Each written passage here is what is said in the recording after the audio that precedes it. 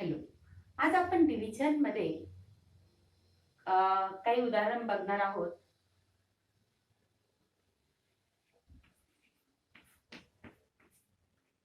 हे उदाहरण पाहत असताना कोणत्याही संख्येला आपण जेव्हा 1 ने डिवाइड करतो तर त्यावेळेला त्याचं उत्तर कसं येतं हे आपण या ठिकाणी पाहणार आहोत. 34 डिवाइड बाय 1. उदाहरण घेऊन पाहूया आपण. 34 डिवाइड बाय 1. तर या ठिकाणी आपण सुरुवातीला कोणत्या संख्येला डिवाइड करणार आहोत? कोणत्या अंकाला? 3. 1 3 जा 3. 1 3 जा 3. You get 0. आता 4 आपण या ठिकाणी काय केलेलं आहे? खाली घेतलेला आहे आणि आपली संख्या झाली 4. 1 चा टेबल आपण 4 पर्यंत म्हणतो. 1 4 जा 4. 4 मायनस 4 0. या अशा पद्धतीने आपल्याला डिव्हिडंड, डिवायझर, कोशंट, रिमाइंडर हे मिळालेले आहे.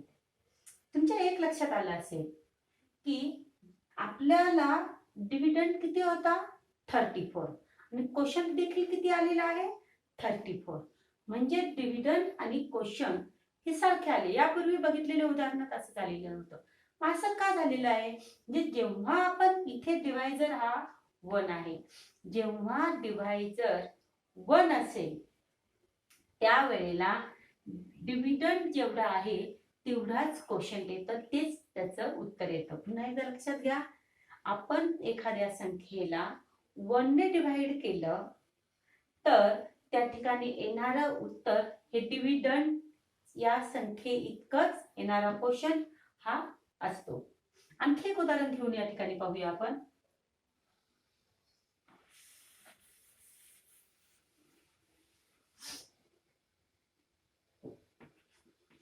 $79 डिवाइड बाय 1. 1 आपण पहिल्यांदा 7 ला डिवाइड करणार आहोत.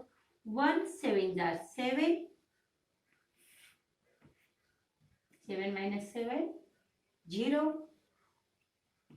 हा 9 आपण या ठिकाणी घेत आहोत आणि 1 9 जा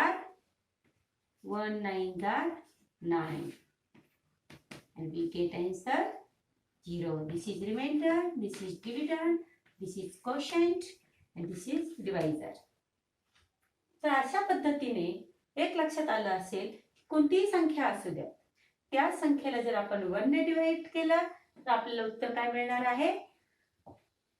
जी डिव्हिडंडची संख्या आहे तीच आपल्याला कोशंट म्हणून मिळणार. समजा या ठिकाणी आपण काही उदाहरण पाहूया. 37 डिवाइड बाय 1. काय उत्तर येणार? बरोबर 37. काय उत्तर येईल? 30. म्हणजे जेव्हा आपण डिवाइड बाय 1 घेतो त्यावेळेला आपलं उत्तर सेम असतं. 58 divide by 1. Which answer we will get? Correct. 58. Okay. 159 divided by 1. Now tell me which answer will we get? Yes, our quotient will be 159. 1028 divided by 1. किती अंकी संख्या असू द्या, 4 डिजिट नंबर असला तरी 1 ने डिवाइड केल्यानंतर 1028 हे आपलं उत्तर येणार आहे. 48,314.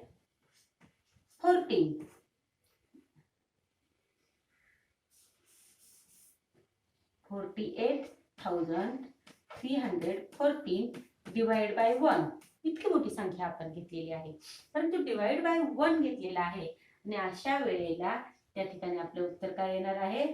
48,314. म्हणजेच काय, कोणत्याही संख्येला जेव्हा आपण 1 ने डिवाइड करतो त्यावेळेला येणारं उत्तर जे आपलं डिव्हिडंड असतं तेवढाच कोशंट हे आपलं उत्तर येतं. आता हे झालं 1 ने डिवाइड करणं. पुढे आपण पाहूया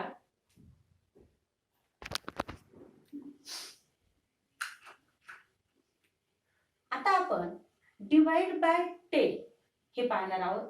हे आपला जो डिव्हिडंड आहे त्याला डिवाइड करण्यासाठी डिवायझर म्हणून आपण 10 ही संख्या घेत आहोत.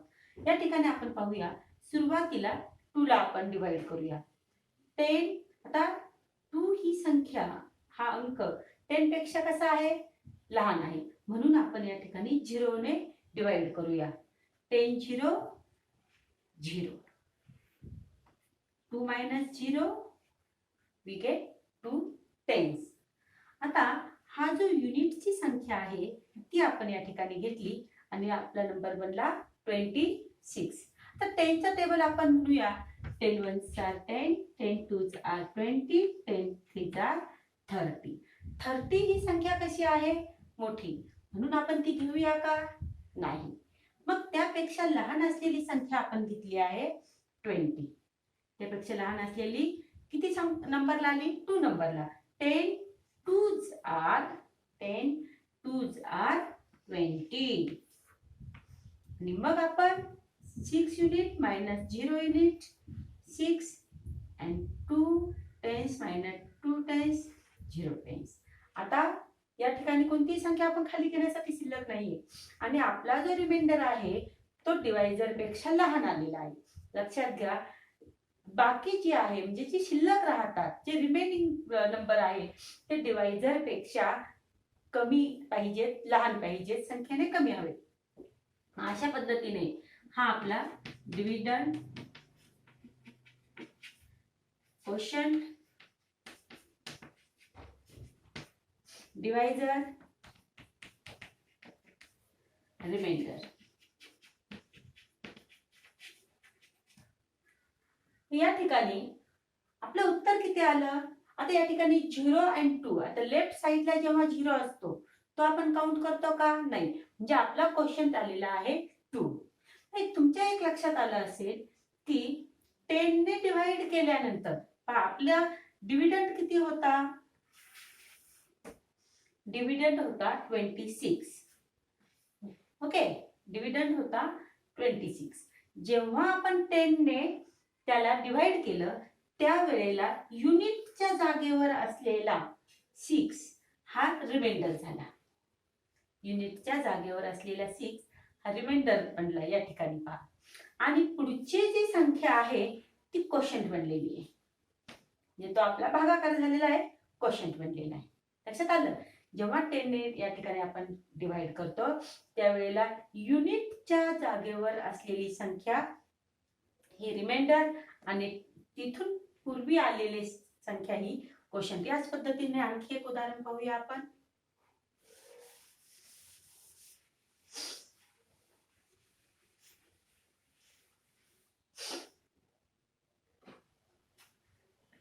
$356 तोच नियम पाहूया. 10 ने आपण डिवाइड करणार आहोत. आता सुरुवातीला आपण कोणत्या संख्येला करणार आहोत 3. 10 ही संख्या जिने आपल्याला डिवाइड करायचं आहे 3 पेक्षा मोठी आहे. 3 ही संख्या लहान असल्यामुळे आपण 0 ने डिवाइड करूया. 0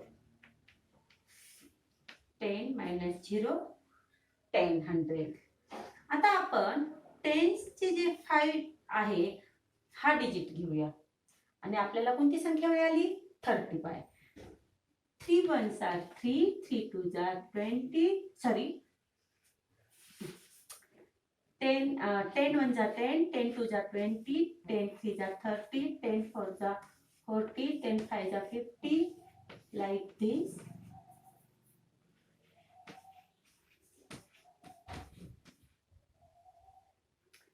आता आपल्याला 3 चा टेबल 35 पर्यंत म्हणायचे. सॉरी 10 चा टेबल 35 पर्यंत म्हणायचा आहे. मग 10 च्या टेबल मध्ये 35 येतात का या ठिकाणी चेक करूया. 10 ones are 10, 10 twos are 20, 10 threes are 30, 10 fours are 40. 40 ही संख्या 35 पेक्षा कशी आहे मोठी आहे. मग ही संख्या आपण घेऊ शकतो का नाही. त्यापेक्षा मोठी संख्या आपण घेऊ शकत नाही.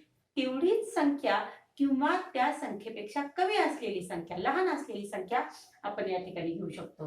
पण 35 तर त्या ठिकाणी नाहीये, पण 35 पेक्षा लहान असलेली संख्या या ठिकाणी खूप लहान. आता या ठिकाणी 20 लहान आहेत, 10 ही लहान आहेत, परंतु या संख्या आपण घेऊ शकत नाही. तर यापेक्षा थोडीशी लहान असलेली संख्या, नियरेस्ट लिटल नंबर मग कोणता आहे? 30. म्हणून आपण या ठिकाणी 30 घेतला. किती नंबर झाला? 1 2 3. हा 3 नंबर इथे घेतला. 10 3s are 30. 5 minus 0, 5. 3 minus 3 0. तर 5 हा जो आहे रिमाइंडर, हा डिवायझर पेक्षा लहान आला पाहिजे. कधी लक्षात घ्या, रिमाइंडर एकतर 0 येईल किंवा जो डिवायझर आहे त्यापेक्षा लहान संख्येत जर आला तर आपलं गणित हे बरोबर आहे. आता या ठिकाणी पुन्हा एकदा पहा, आपण डिवाइड बाय कितीने केलं? 10 ने. आपला डिव्हिडंड किती होता? डिव्हिडंड होता 356 and divide by 10. आपण केलं होतं डिवाइड बाय 10. मग 356 जेव्हा आपण डिवाइड केला त्यावेळेला मी तुम्हाला सांगितलं की 6 लास्ट युनिट नंबरला जो आहे तो आपला आहे रिमाइंडर आहे का? सॉरी, या ठिकाणी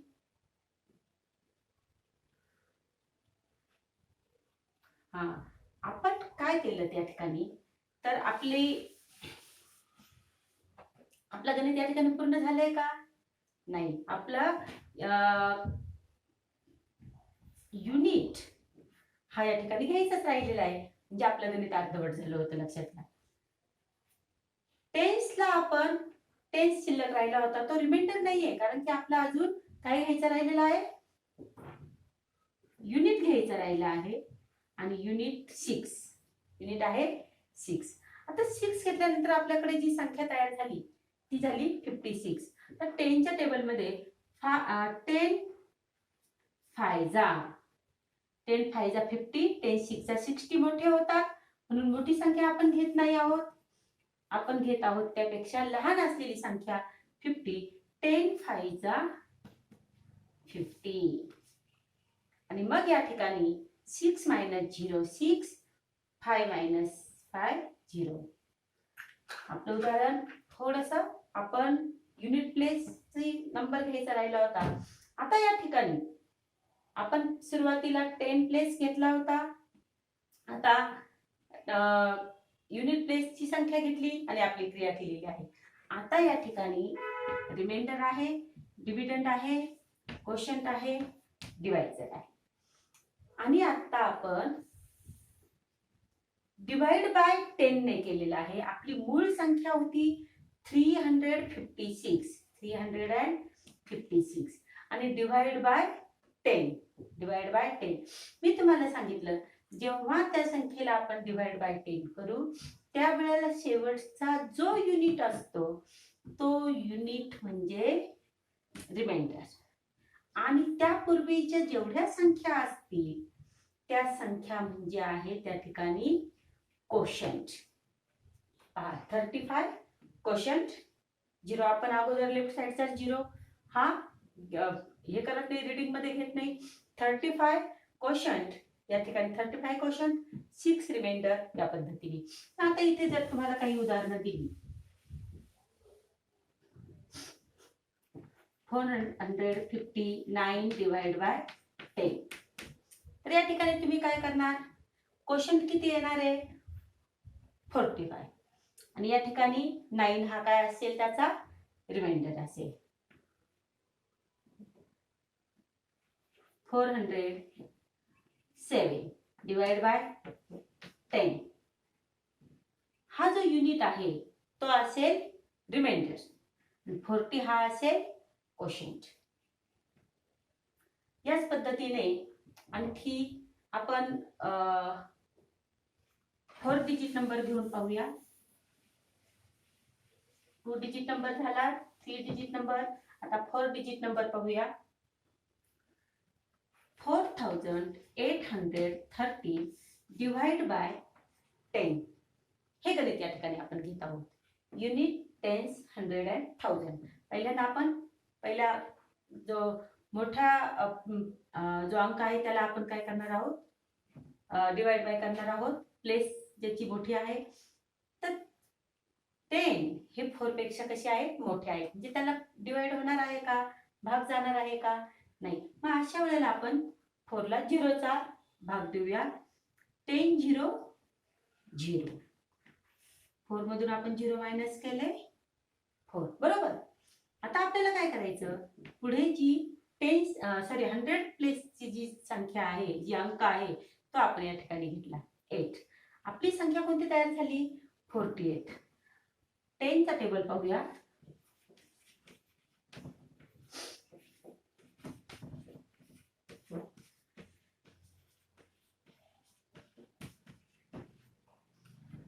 आपल्याला 48 या 10 च्या टेबल मध्ये शोधायचे आहे. 10 * 10, 10 * 2 = 20, 10 * 3 = 30, 10 * 4 = 40, 10 * 5 = 50. 48 पेक्षा 50 हे मोठे आहे, मोठी संख्या आहे. मोठी संख्या तर आपण घेऊ शकत नाही. मग तिच्या जवळ असलेली लहान संख्या, त्या पाड्यातील त्या संख्येच्या जवळ असलेली मोठी संख्या 40 ही आपण घेऊया. मग 40 किती नंबरला आले, 1 2 3 4. 10 प्लेसला आला, 100 प्लेसला 4 घेतला आपण. 10 4 = 40. 8 - 0 8 and 0. आता 10 प्लेसला असलेला 1 आपण या ठिकाणी घेऊया. आपली संख्या कोणती तयार झाली, 81. 10 चा टेबल आपल्याला 81 पर्यंत म्हणायचा आहे. 10 7 = 70, 10 8 = 80, 10 9 = 90. 90 हे 81 पेक्षा मोठी आहे, मग ते आपण घेणार आहोत का, नाही. मग आपण 80 ही संख्या त्यापेक्षा लहान आहे म्हणून ती घेणार आहोत 80. किती नंबर आली, 8. 10 8 = 80. 1 and 8 minus 8 0 100. 1 10 0 100. आता आपल्याला जो युनिट आहे तो आपण या ठिकाणी घेत आहोत. युनिट आहे 3 म्हणून आपण या ठिकाणी घेतला 3. ओके. आता लक्षात घ्या, 10 च्या टेबल मध्ये आपल्याला 13 शोधायचे. 10 1s are 10, 10 2s are 20. मग 20 ही संख्या कशी आहे, 13 पेक्षा मोठी आहे. मग ही संख्या आपण घेऊया का, नाही. मग कोणती संख्या घेणार, तिच्या शेजारी आलेली 10. 10 1s are 10. मग या ठिकाणी 3 - 0 3, 1 - 1 0. आता पहा, आपण कोणती संख्या विसरलोय का, 4 ला डिवाइड केलाय. त्यानंतर आपण 100 चा 8 घेतला होता, त्या संख्येला डिवाइड केलाय. त्यानंतर 10 चा 1 आपण या ठिकाणी घेतला, त्यालाही डिवाइड केलंय. आणि नंतर युनिट प्लेसची संख्या देखील घेतली. म्हणजे या ठिकाणी डिव्हिडंड, कोशंट, डिवायझर आणि रिमाइंडर या पद्धतीने आपलं संख्या ही झालेली आहे. आता आपण 10 ने डिवाइड केलेला आहे. आपण पाहूया, आपला जो डिव्हिडंड होता 4813 हा डिव्हिडंड होता, बरोबर. मग आता आपण जेव्हा 10 ने डिवाइड करतो त्यावेळेला जो युनिट आहे तो रिमाइंडर असतो आणि बाकीची जी संख्या उरलेली आहे ते सर्व म्हणजे कोशंट असतो. मग पाहूया बरं, 3 रिमाइंडर आहे का, आहे. 0 3 0 आपण रीड करत नाही. लेफ्ट साइडचा 0 त्याला अर्थ नसतो. 3 हे आपलं रिमाइंडर आहे. आणि 481 पहा, या ठिकाणी देखील लेफ्ट साइडचा 0 हा आपण रीड करत नाहीये, वाचत नाहीये. 481 हा कोशंट आलेला आहे. म्हणजे कोणतीही संख्या असू द्या, या ठिकाणी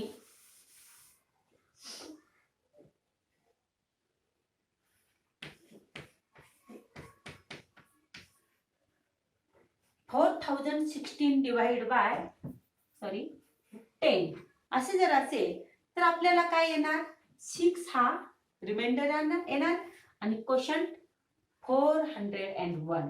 त्यानंतर आपण 3710 डिवाइड बाय 10 असं जर उदाहरण घेतलं तर शेवटचा 0 जो आहे तो काय असणार आहे, युनिट शेवटचा युनिट प्लेसचा जो 0 आहे तो रिमाइंडर असणार आहे आणि हा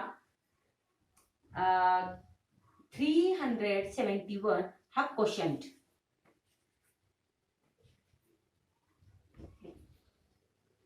त्यानंतर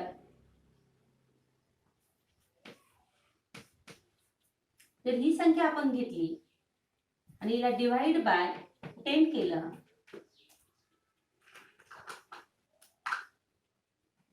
$4,817 डिवाइड बाय 10, तर या ठिकाणी 7 हा जो आहे तो आपला रिमाइंडर असेल आणि 481 हे काय असेल, क्वोशंट असेल.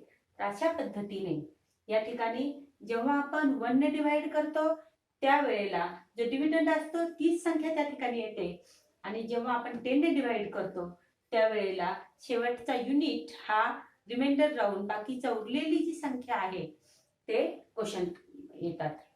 त्यानंतर पुढे पाहूया.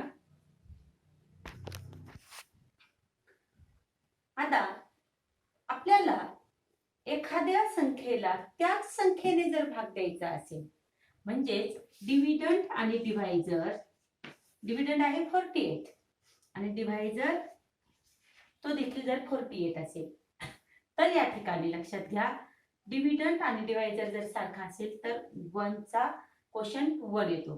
48 1s आर 48, जे आपला क्वोशंट किती आलेला आहे 1. डिव्हिडंड, रिमाइंडर, डिव्हायजर, या ठिकाणी डिव्हिडंड आणि डिव्हायजर जर सारखे असतील तर आपलं उत्तर किती येणार आहे 1.